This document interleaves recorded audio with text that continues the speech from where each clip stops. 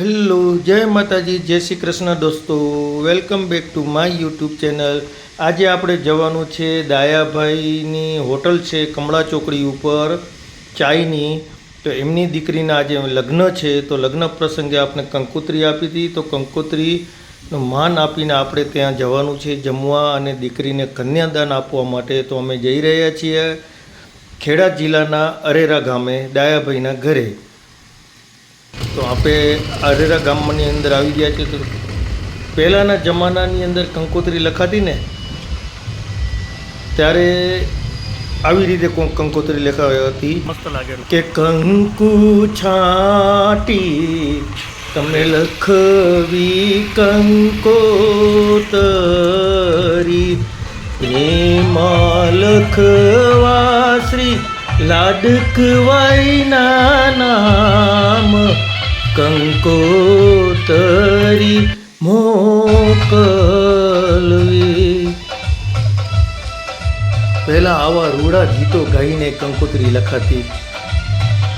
હવે આપણે આવી ગયા છીએ લગ્ન મંડપની અંદર. બપોરના સમયે જમણવાર ચાલુ છે.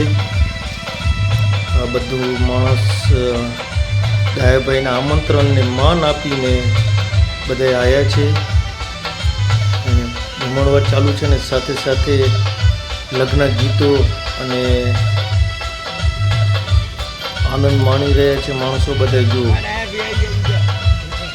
આ છે વ્હાઈટ શર્ટવાળો દાયાભાઈનો નાનો છોકરો. એની 6 તારીખના લગ્ન છે. આ દાયાભાઈનો વ્હાઈટ શર્ટવાળો છોકરો છે, એનું નામ નિલેશ છે.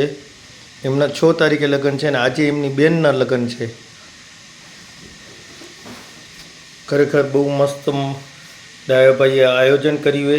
ખરેખર દિલને ગમી જાય એવું આયોજન કરેલ છે દાયાભાઈએ. ને આવું આયોજન ખરેખર બહુ મોટી વાત કહેવાય. જો આ છે નિલેશભાઈ. જમણવાર ચાલુ છે.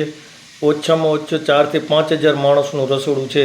ને હવે તમને બતાવું થાળી કેવું છે જમણવાર. જો કેટલી સુંદર થાળી લાગે છે. બહુ જ મસ્ત જમણવાર બનાવ્યું હતું ખરેખર. આહા, સામે જે લાઇટ લાગે છે એ દાયાભાઈનું ઘર છે. એની બાજુમાં ચોરી બાંધી છે, એ પણ હું તમને ઝૂમ કરીને બતાવું.